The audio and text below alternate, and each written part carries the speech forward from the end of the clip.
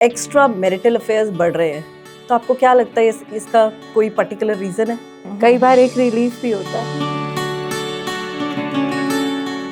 तो आपको लगता है कि कई बार अगर कोई एक्स्ट्रा मैरिटल अफेयर में जा रहा है, वहाँ पे रियलाइज कर सकता है कि ये चीज, ये पार्ट मेरी लाइफ में या मेरी मैरिड लाइफ में मिसिंग है? Burdens, pressures, Pressures. Duties and किसी का भी दोष नहीं है। कहीं ना कहीं भूल जाते हैं कि ये रिश्ता प्यार का ही तो है। कि हम we are feeling bored, we were feeling bored, so we went out. कि हम उसको चीटिंग ही बोलेंगे? मुझे प्यास लगी है और वहाँ पानी नहीं है, तो definitely the first sight of water I would just go, क्योंकि I am quenched. Life busy तो बहुत है पर खोखली भी उतनी है। डीप सेड देयर कि वुमेन की तो परीक्षा होगी। Over business and over ambitious attitude also in women and men is actually redirecting us to emotional void. Hi everyone, welcome to my series Women Who Inspire on the Real Room with Pradeep. आज हम एक बहुत ही sensitive और एक controversial topic पे बात करने वाले हैं, जिसके बारे में अक्सर लोग बात नहीं करते, एक्स्ट्रा मैरिटल अफेयर्स। और इस टॉपिक पे बात करने के लिए I have a very special guest, miss Nisha Luthra,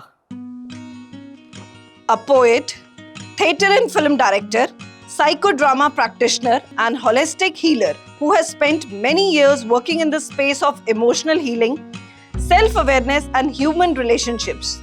She has helped many people understand their inner conflicts, emotions and relationship dynamics. So without wasting time, let's welcome Nisha Loothra. Nisha, welcome to my series Women Who Inspire on the Real Room with Pradeep. Thank you so much Pradeep for having me. Thank you. निशा, हम India में marriage को एक बहुत ज़्यादा loyal, long term relationship, permanent relationship मानते हैं, ठीक है? तो आजकल जो एक्स्ट्रा मैरिटल अफेयर्स बढ़ रहे हैं, तो आपको क्या लगता है इसका कोई पर्टिकुलर रीज़न है?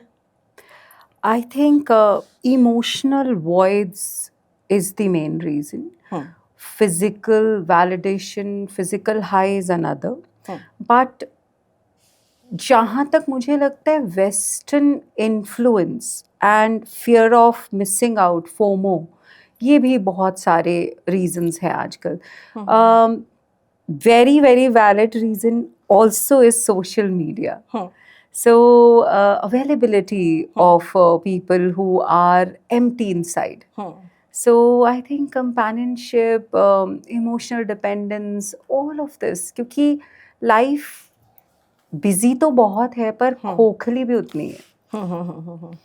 So तो आपको लगता है कि अगर कोई बंदा बाहर एक्स्ट्रा मैरिटल अफेयर करता है, या चाहे वो कोई लेडी है या कोई मैन है, that is because of the emotional loneliness or physical needs?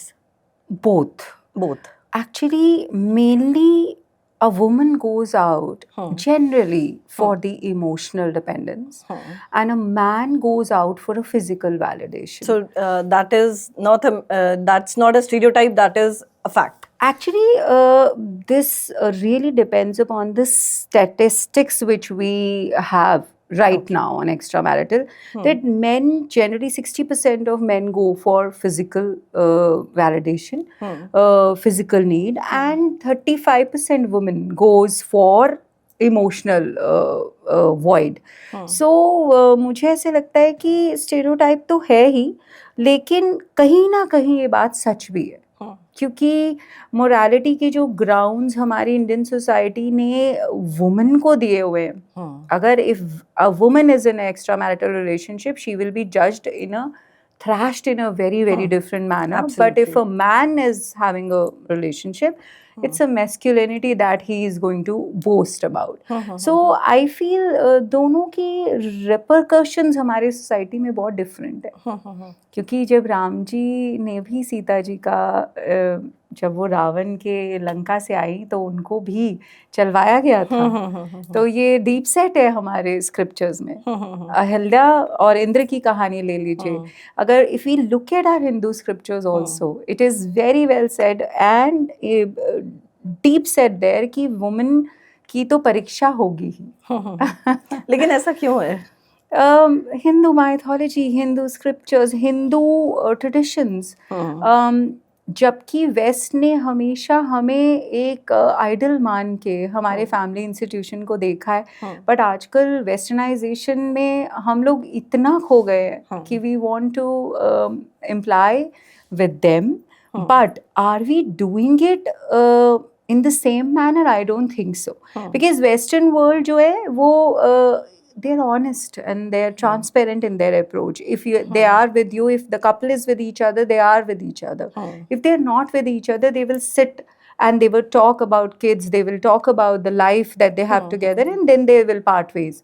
यहाँ सब कुछ हो रहा है, लेकिन सब कुछ लेयर्स में हो रहा है, छुपा के हो रहा है, हाइडिंग में हो रहा है।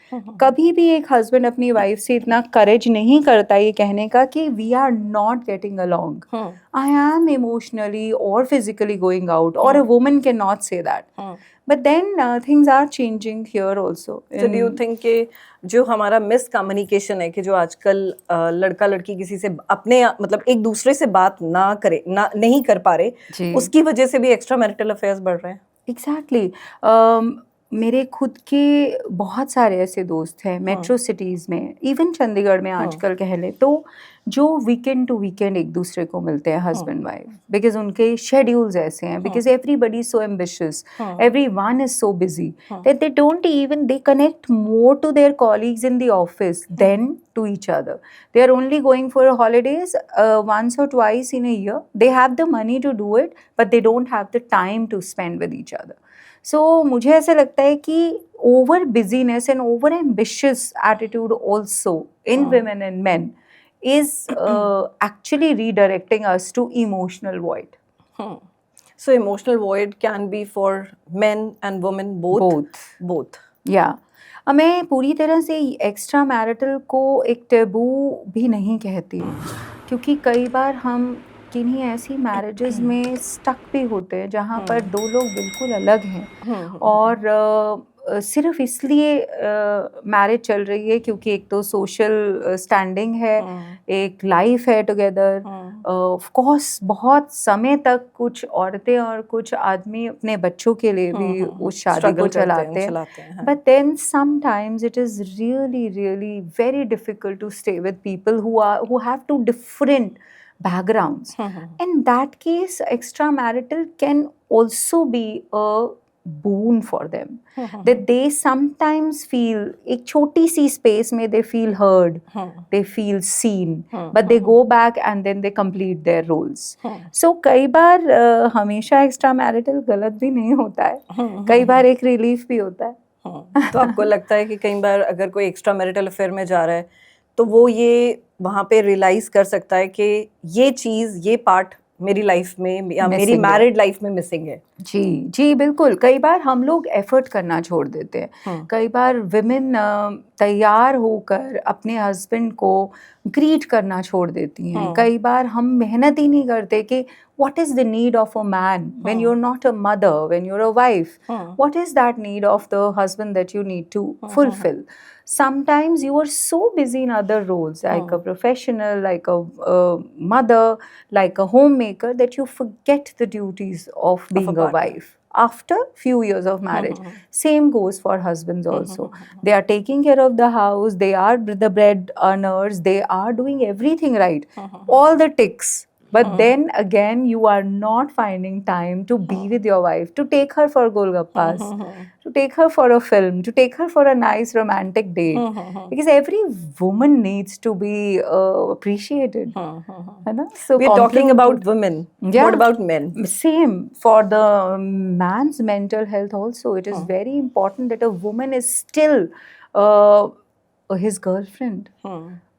She forgets about being a mother, she forgets about being a professional or the homemaker for his parents. Sometimes she needs to put in the effort to just go and have some fun with the husband and make those efforts in getting up, getting ready for the husband. पर होता नहीं है, हो नहीं पाता है। But क्यों नहीं हो पाता?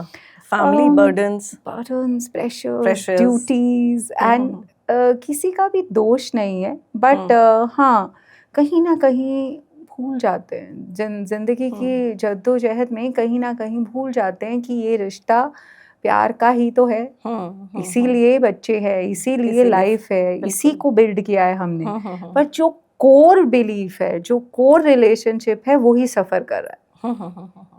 जिसके आसपास सारी दुनिया तो बुन ली है, बट वो भूल गए। अब समटाइम्स ऐसे कुछ सिचुएशन हो जहाँ पर इमोशनल आपको इमोशनल सपोर्ट भी सब कुछ मिल रहा है, सेक्सुअल सपोर्ट भी मिल रहा है, फिर भी लोग बाहर जा रहे हैं। That is just then you are surrendering to your ego. You are surrendering to something which is not even your need. You are going for it because it is available. That is a choice that a person has to make. That's a choice that we women make every single day. Working women have to make this choice every day. yes. कि are you choosing this gratification, validation, compliments from this particular person, or you're going back and choosing your life with your children, with your husband, your family. So ये choice एक man and a woman आजकल के ज़माने में society में every day they have to make. If you are you are physically fit, you are in the prime of your youth, you are getting attention at your workplace, you will have to see that this validation is temporary. That is what I have to go back to every day. And if that world is giving me everything, I don't need to choose this. So I think हम वो choices कम आजकल हो make कर रहे हैं, because इतनी ज़्यादा swipe left swipe right हो रहा है Absolutely. कि सोशल मीडिया पे आप जाएं, if you are available, if your life is seen, a lot of young girls are also, this is very unfortunate, I don't even want to address it out loud. A lot of young girls are looking for comfortable lifestyles. Absolutely. Instant money. Instant money. Instant आजकल बहुत cars, trend में है sugar daddies, sugar and daddies, sugar mummies. honey traps, all of this. This has become the livelihood. I really feel that the girls today should see and stand with the women who have made the life on after a lot of hard work. True. So वो hard work किसी भी औरत को, किसी भी लड़की को, उस औरत का वो हार्ड वर्क जो है वो इग्नोर नहीं करना चाहिए. They should, okay, even if you are involved with a married man, if you really truly involved with a married man, हो सकता है, लेकिन आप उससे ये शर्त रखें कि जाइए आप पहले अपना वो सारा पीछे की फैमिली बैगेज जो भी है आप सेपरेट होकर आइए, उसके बाद मुझसे बात कीजिए. Don't go parallel with the family life, because the man might only be using you. True. It is not And it goes vice versa also. Yes. Because बहुत सारे cases, because मैं posh training में भी हूँ, बहुत सारे sexual misconduct के cases जो वो high rise पे हैं. कॉर्पोरेट स्पेसेस में भी हम लोग सेफ नहीं हैं, because the physicality of the emotion is really high on ground, but a lot of honey trap in entire India, pan India, we see lot of cases where the husband wife are also involved in getting the man involved with the wife and then getting the money out of it. Wife swapping is very common these days. What all is going on in the society which is only taking us down to the dirt. It is not something which is, and it is really having a very bad impact on the mental health of the children of those couples. I really feel in an extramarital relationship, a man would get another person to be with. A wife might also get somebody else as a companion, but the children of that family would never get the same security and safety which they would have got if their parents were together. True. So in the extramarital situation, my empathy is high on with the children. Because उनका कोई कसूर नहीं है, वो तो enter भी नहीं हुए इस रिलेशनशिप में कि उनका घर टूट गया. सो वो चीज़ मुझे बहुत तंग करती है. और उसके ऊपर कुछ लिखा भी गया है, बहुत ही खूबसूरत. अगर इजाज़त है तो मैं पढ़ सकती हूँ. Please please. My daughter is also a English poetess and a writer and a film director. So she has written something because she really writes about social issues. She's written something very beautiful from the perspective of a child who is in a broken marriage. A better life. Smile for the photograph, hold still, let the flash bless the lie, and call it a better life. Behind the frame, sand remembers the footsteps that did not return. White gates close on voices still calling your name. Button the black coat, wear the shame like ceremony. Stand straighter and call it a better life. Smile for the photograph. Closer now, closer to the vision of yourself that forgets. Leave the eyes that learn to cry in silence. Leave the rooms where grief learned your footsteps. Raise your glass to the echo of your own voice and call it freedom. Smile for the photograph. Let the shutter fall while tiny hands search the air for a promise that once held them. Turn your face to the camera, hide the shadows standing behind your pupils. Laugh brightly and call it joy. Smile for the photograph. Drive until the road forgets your name. Let her fingers be threaded through yours like absolution you did not earn. Look straight ahead. Do not look back, where the past waits like a house with the lights still on, and call it love. Smile for the photograph.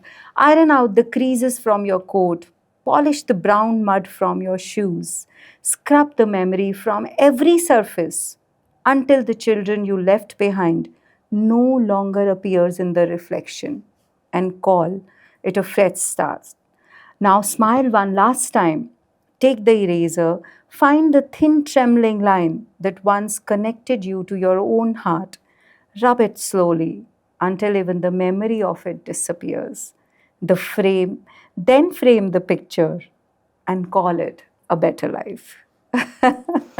She's written with complete depth. Yes, she talks about a lot of social issues in her poetry, which really impacts her mind. So, a lot of friends in our circle are going through the extramarital after effect. In fact, one of her very close friend is going through this. So that's how she feels so closely about the matter. So sometimes जो extra marital affairs होते हैं वो अब जैसे हमने बात की कई बार इमोशनल लोनलीनेस भी नहीं होती, सेक्सुअल नीड भी नहीं होती, बट वैसे ही बोर कि हम we are feeling bored, we were feeling bored, so we went out. So उससे हम क्या कहते हैं कि हम उसको चीटिंग ही बोलेंगे? That is or that is character. something. That is character. That is character. That is definitely character. That is upbringing. That is something which should be punished. That is something which should not be accepted by society, specifically ours. अब यहाँ पे हम debatable है ये चीज़. Sometimes हमको लगता है कि हो सकता है पार्टनर, दूसरे पार्टनर को लगता हो कि माई हस्बैंड और a wife, I have given her full emotional support, fully physically satisfied, but she or he is going out. Right. ठीक है, और एक पार्टनर को लगता है कि मुझे ये चीज़ नहीं मिली. बिल्कुल. तो वहाँ पे किसकी गलती है? Depends upon how you feel inside, not what the other person feels that you feel. No, it is how you feel. Sometimes you feel कि yes, मेरे को इस चीज़ की कमी है, पता नहीं होती भी है कि नहीं होती. कई बार होता है कि हमें खुद सेल्फ रियलाइजेशन ही नहीं होती. हम बोलते हैं कि मुझे इमोशनल सपोर्ट नहीं मिलता मेरे हस्बैंड से या मेरे वाइफ से. जी. ठीक है, या मुझे आई am not physically satisfied either wife और हस्बैंड. ठीक है, दूसरे बंदे को लगता है कि है, हो सकता है वो ऐसा हो भी ना, बट जी। फिर भी ही और she is going out. Right. ठीक है, कई बार हमें सेल्फ रियलाइजेशन ही नहीं होती कि किसी चीज की कमी है भी है, कई बार मिल रहा होता है बट लगता है कि हो सकता है ज्यादा मिल जाए, तो बिल्कुल उसके चक्कर में लोग बाहर चले जाते हैं। बिल्कुल है ना? बिल्कुल, आपने खुद ही अपने क्वेश्चन का जवाब इसी में छिपा है कि क्योंकि मिल रहा होता है, क्योंकि अवेलेबिलिटी है। इफ अब आप देखिए ना, अगर मैं डेजर्ट में हूँ, अगर मैं ऐसे एक मरुथल में हूँ जहाँ पर मुझे प्यास लगी है और वहाँ पानी नहीं है, तो definitely the first sight of water I would just go, क्योंकि आई एम क्वेंच्ड, क्योंकि मुझे प्यास प्यास है। लगी, हाँ। अगर मेरी नीड है और मुझे मिल रहा है तो कोई रोक ही नहीं सकता। लेकिन अगर नीड नहीं है और मिल रहा है and you are making that choice to go, you have a water bottle with you in your luggage, but still you are walking towards that and taking the water from there, that is your choice. That is cheating. That is wrong. I mean, मुझे ऐसे लगता है कि अगर सब कुछ आपके हिसाब से आपको सब कुछ मिल रहा है और फिर भी आप ये चॉइस मेक कर रहे हैं क्योंकि वो सामने पड़ी है, यू कुड हैव वो जो कदम आपने आगे बढ़ाया उस दिन, वो कदम आप वापस घर की तरफ भी ले सकते थे, वो आप ही के हाथ में था। वो सेल्फ रियलाइज करके ही आ सकता है। वो तब आता है जब आपकी अपब्रिंगिंग, आपका कैरेक्टर, आपकी चॉइसेस आपको बहुत क्लियर हो। और अगर वॉइड है तब आपकी चॉइस काम नहीं करेगी, तब आपका लॉजिक भी काम नहीं करेगा। यहीं पे मैंने आपसे पूछा था कि कई बार हमें दूसरे बंदे को लगता है कि वॉइड है बट होता नहीं है, तो उस कंडीशन में क्या करें? That is what extramarital is all about. That is the space which is grey. That's the space which is grey. क्योंकि as a wife आपको लगता है सब कुछ ठीक चल रहा है, I am providing, husband is providing, kids are happy. Still, अगर आपको वो एक मैसेज आपके एक्स का आ गया और आप बोर हो रही हैं उस दिन, बच्चे अपने में बिजी हैं, हस्बैंड अपने में बिजी है, हो सकता है कि you return that message with a yes, but then what follows is also your problem, because that choice has been made by you. You can easily call the person home, you can call them, invite them for dinner with the family, or you go and choose to meet alone in a space where no one is watching you, and when you know there were feelings earlier, so you are inviting that into your life. What are you inviting? Depends upon you. और problem होनी है because gender, you know, male and female, they need to be together if they are put in a empty room. So those choices, आपको उस room में होना है या नहीं, ये आपके ऊपर डिपेंड करता है, weather it's a man or a woman, that is applicable to both of the genders. बिल्कुल। और बहुत ज़्यादा मैं इस एक्स्ट्रा मैरिटल को हमारे सोशल मीडिया और हमारी फिल्मों के ऊपर जो हम देख रहे हैं, जो हमारे माइंड्स को फीड हो रहा है, उस पर भी ये चीज़ निर्भर करती है, क्योंकि whenever we साउंड भी जो हम सुनते रहते हैं ना, वो भी हमारे माइंड को, हमारी चॉइसेस को डाइवर्ट करता है।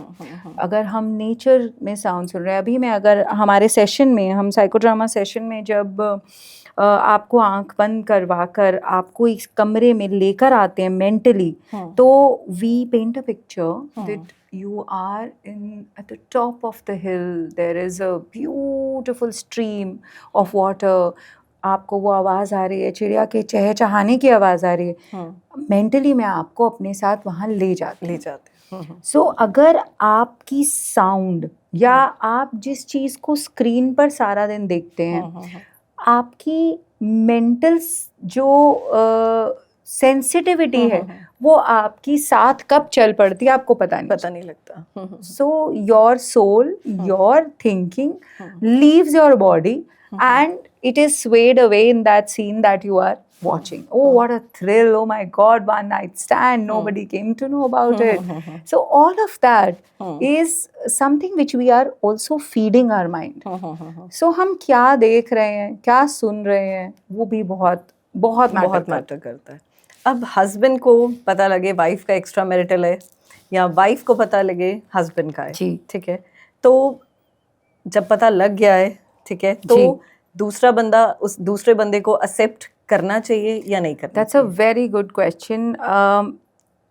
Personally, since I'm into healing and I'm into therapy, lot of wives and husbands I have dealt with. Also, I always tell them that an error is human. Absolutely. If you know that the intention of the person was not such, and if you know your partner's character, तो माफ करने में और आगे बढ़ने में और उस घर को एक दोबारा से एक सेफ हेवन बनाने में आपके बच्चों के लिए कोई बुराई नहीं है. कोई बुराई नहीं है. बट अगर वो रिपीटेडली चॉइसेस हो रही हैं, then you have to make your choice also that whether you want this person in your life or not, who's repeatedly making the choice of cheating. तो उस केस में आपकी जो responses हैं वो बिल्कुल अलग हो जाते हैं. कहना it is very easy. It's very easy, but to accept it's very difficult. बहुत difficult है. Mentally आप हर बार वो ताना मारते हैं अपने हस्बैंड को.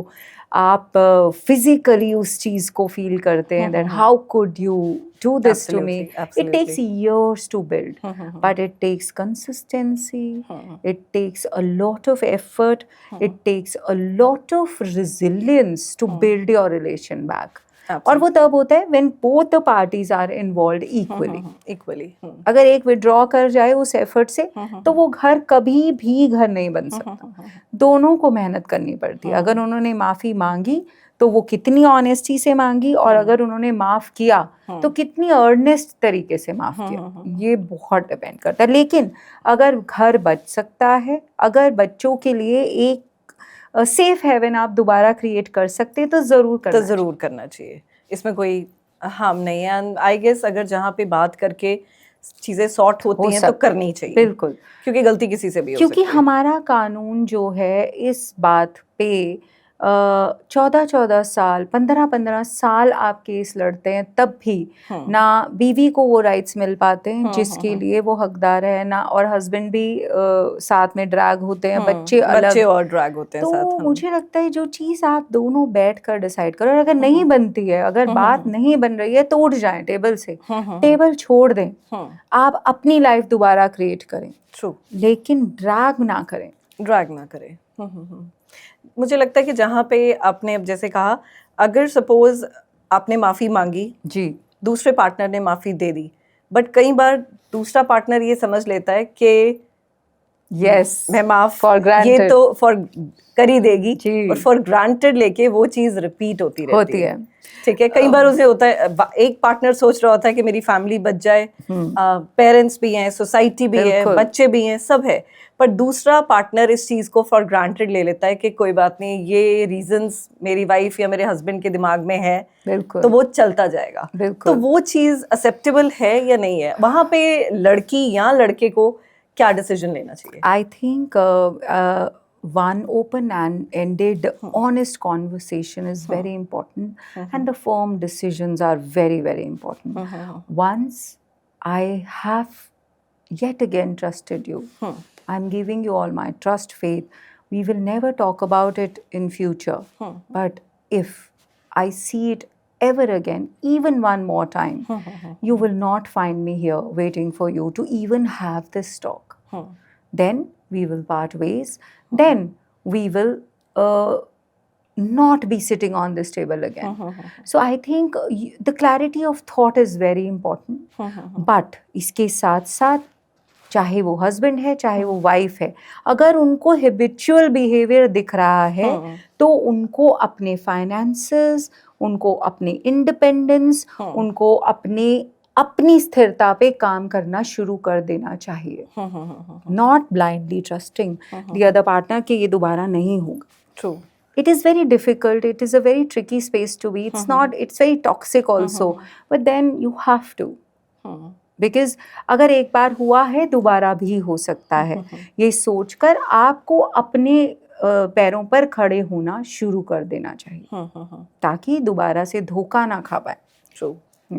अब वाइफ्स भी फीमेल्स भी इंडिपेंडेंट है, मेल्स तो चलो दे आर ऑलवेज वर्किंग. हम माना जाता है कि मेल कैटेगरी हमेशा वर्किंग होती है.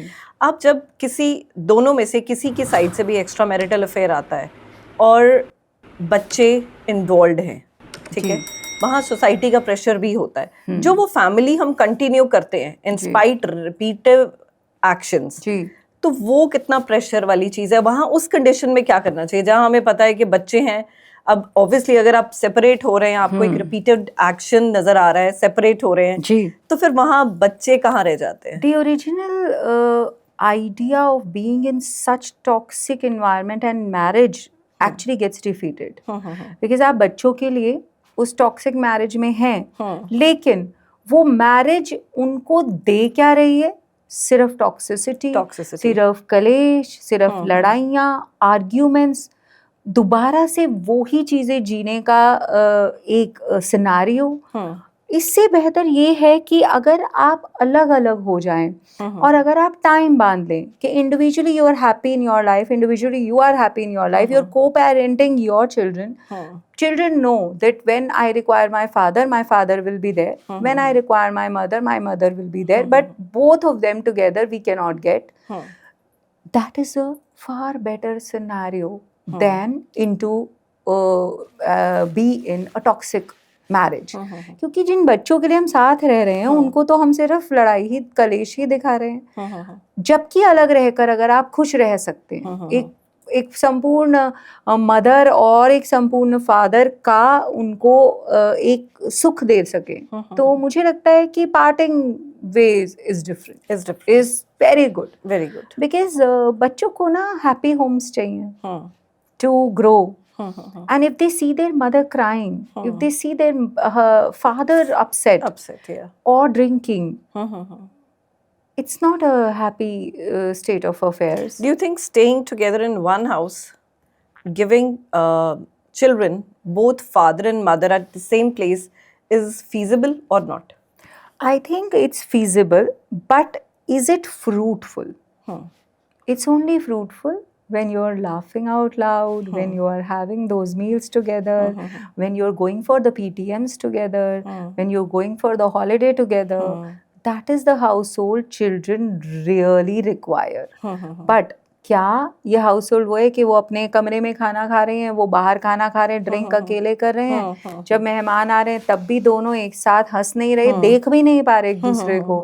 और आप कभी भी एक हॉलिडे पे टुगेदर अगर जा भी रहे हैं तो वो लड़कर वापस आ रहे हैं, तो उन बच्चों को वो चीजें नहीं मैटर करेंगी, वो बल्कि खराब करेंगी. सो इससे अच्छा है कि आप अपने बच्चों को लेके जाएं एज अ मदर, आप अपने एज अ फादर. वो बच्चे तो फिर वो डिवाइड कर दिया ना हमने. बिल्कुल. वो अब ये जो आफ्टरमाथ है इस पूरी सिचुएशन का, ये बच्चे भरते हैं और बच्चों के ऊपर उसका इफेक्ट कोई भी नहीं ले सकता. वो तो होकर ही रहेगा. That is why we make these choices very diligently. Because अगर आप अकेले हैं, एक कपल हैं, तो पार्ट वेज भी कोई दिक्कत नहीं. बट अगर आपके बच्चे हैं तो आपको 100 बार सोचना है, क्योंकि आप उनको इस धरती पर लाए और उनका फ्यूचर तो आप ही के हाथ में है. सो single parent but happy parent, family but happy homes. This is really a requirement. This is really required. Sometimes it's not. Sometimes lot of people say that ये जो culture है हमारा वो Western countries से आया है. But if I share my own personal experience, I have traveled. मैंने देखा कि वहाँ पर they have happy homes, they have good families. Yes. Rather India. तो ये जो concept है कि Western culture हमारे यहाँ आया है, do you think it's right? I don't think so. I have been working and taking workshops. Or it's just a blame game? No, हाँ, no. वहाँ से आया है. नहीं. Actually, they used to look up to the family institution, even Karwa Chauths here, Diwali, Holi. Since I work a lot with Europe, our European friends, they used to be the guest at our home, and they used to love all these traditions. Rakhi, that every relationship in India you cherish, you celebrate. पता है बहन भाई हैं, क्या जरूरत है एक दिन रखने राखी की, बांधने की, राखी बांधने की, इसलिए to reinforce the relationship. True. क्या जरूरत है हर बार दिवाली मनाने की, साथ में आने की, खाना खाने की, नए कपड़े पहनने की. True. तो फैमिली ट्रेडिशंस हमारे करवा चौथ, one of our European director was here and I was doing Karwa Chauth and he was laughing. He says, my wife will eat me alive if she has to be fasting for me and then she has to touch my feet. Never. So he was so amused at the entire day's function. But they look up to us. कि ये कितना सुंदर है और हम ही उसको खोते जा रहे हैं. True. लेकिन एक फर्क है, यूरोपियन और या वेस्टर्न सोसाइटी में they are very clear with each other. Absolutely. If I am with you, I am with you. If I am not with you, I am going. So बच्चों को हम ये करेंगे, बच्चों का हम ऐसे प्लान करेंगे, फाइनेंशियल हम ऐसे प्लान करेंगे, हम हॉलिडे ऐसे प्लान करेंगे, then nobody will be fighting. मतलब वहाँ कन्वर्सेशंस बहुत क्लियर है, जो हमारे यहाँ कन्वर्सेशंस है ही नहीं. यहाँ सब कुछ हो रहा है, लेकिन छुपा हुआ है. सब कुछ हो रहा है, डिसीट हो रही है, लाइंग हो रही है, चीटिंग हो रही है. किसी as he said very aptly, Indian politician, that you can piss in public, you cannot kiss in public in India. So it is true कि इतने बड़े बड़े लॉन्ड्री के ब्रांड्स जो हैं वो विमेन की तस्वीरें लगा रहे हैं, बड़ी बड़ी होर्डिंग्स लगी हैं, लेकिन skin show is not allowed. So क्यों, मतलब सारी डबल स्टैंडर्ड्स क्यों है हमारे? हिपोक्रिटिकल सोसाइटी है, पेट्रियार्कल नॉर्म्स हैं, but then there is no open conversation. तो आपको लगता है अगर ऐसे ओपन कॉन्वर्सेशन लड़का लड़की या हस्बैंड वाइफ या गर्लफ्रेंड बॉयफ्रेंड जो भी पार्टनर्स है वो करना शुरू कर दें तो काफी चीजें सॉर्ट हो सकती हैं? बिल्कुल. आप ना लें अपने रिश्ते को, एक नाम ना दे पति पत्नी का, और एक जगह पर एक कॉफी पिए as friends, as best friends, as co-parents. सारी इक्वेशन ही बदल जाएगी. आपकी और मेरी as a loving partner, as lovers नहीं भी बनती. आप और मैं दोस्तों की तरह अपने बच्चों के सामने हंस तो सकते हैं, Absolutely. खाना तो खा सकते हैं. आप किसी और के साथ प्यार में हैं, मैं किसी और के साथ प्यार में हूँ, लेकिन हम दोनों हमारे बच्चों के साथ तो प्यार में हैं, वो कॉमन है. तो हम उसी को नर्चर कर सकते हैं. बट इतना क्लैरिटी और मैच्योरिटी होना बहुत जरूरी है. और होती बहुत कम है. अब जब हम वेस्टर्न कल्चर इतना अडॉप्ट कर ही रहे हैं तो वो चीज भी मुझे लगता है कि that is the most important part जो हमें अडॉप्ट कर लेना चाहिए. बिल्कुल. कि अगर हम ओपन कन्वर्सेशंस करें तो काफ़ी चीज़ें रिजॉल्व भी हो जाएंगी. बिल्कुल हो जाएंगी और हिपोक्रिटिकल सोसाइटी नहीं कहलाएगी. और मंदिर में जाकर मत्था टेकना और बाहर आते ही बीवी अंदर है और गर्लफ्रेंड को फ़ोन लगाना ही अपने आप में एक बहुत हिपोक्रिटिकल काम है. बहुत हिपोक्रिटिकल है. आप डायरेक्टली कहिए कि आई am not with you, sorry, I am not in love with you. देखिए, हम जो मैं टीनेज में थी, क्या मैं वो अब हूँ? नहीं.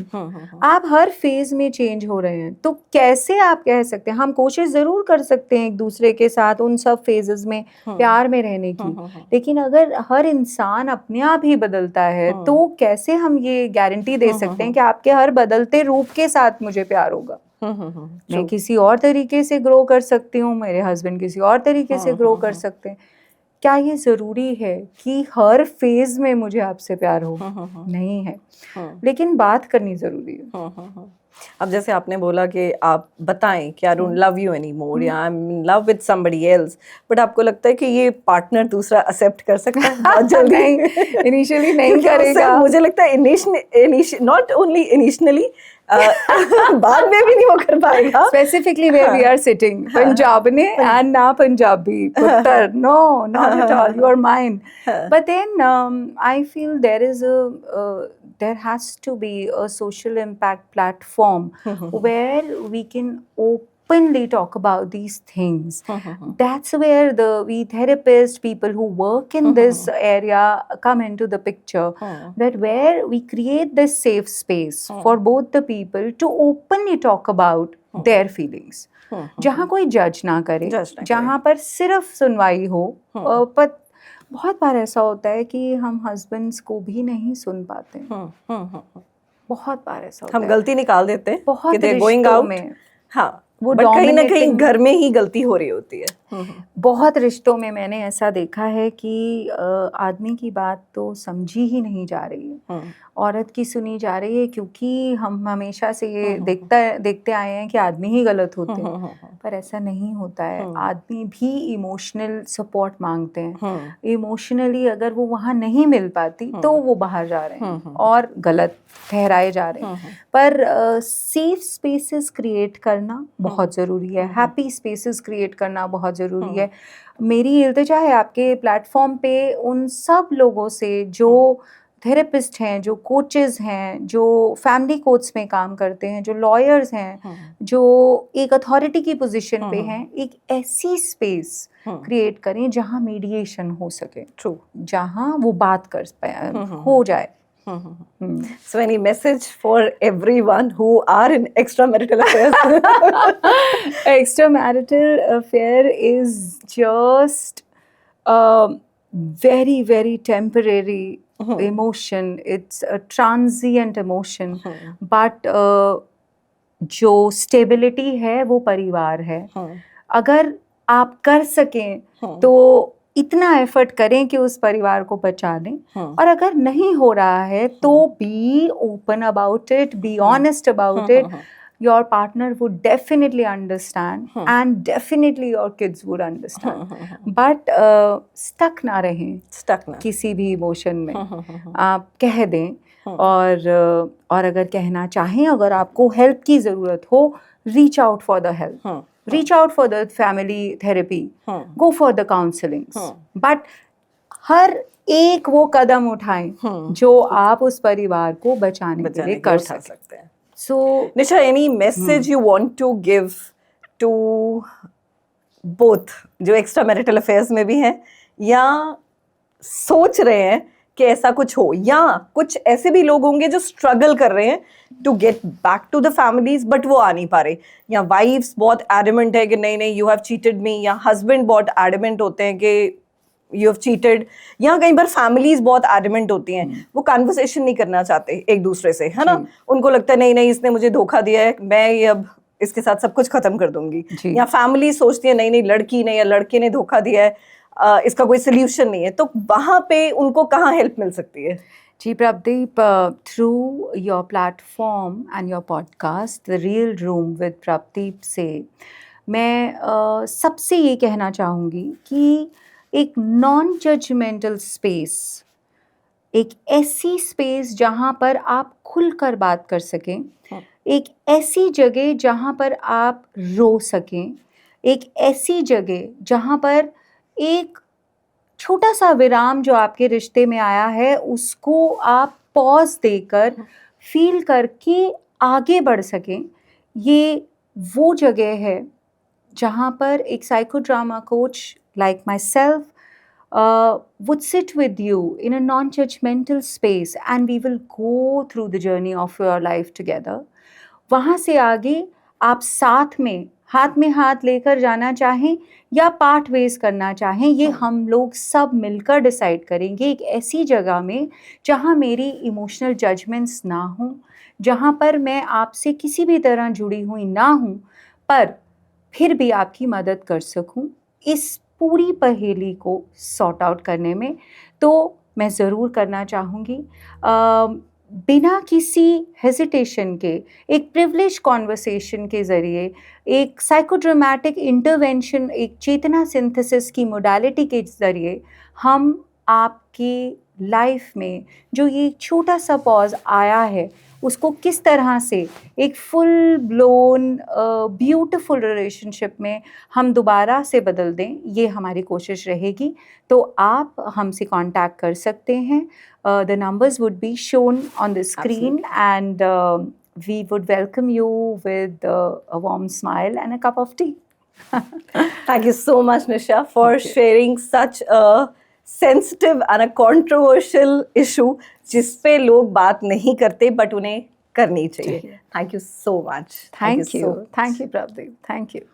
And to everyone watching, if you like this conversation, do subscribe my YouTube channel, The Real Room with Prabdeep. See you in the next episode. Till then, take care. Bye-bye.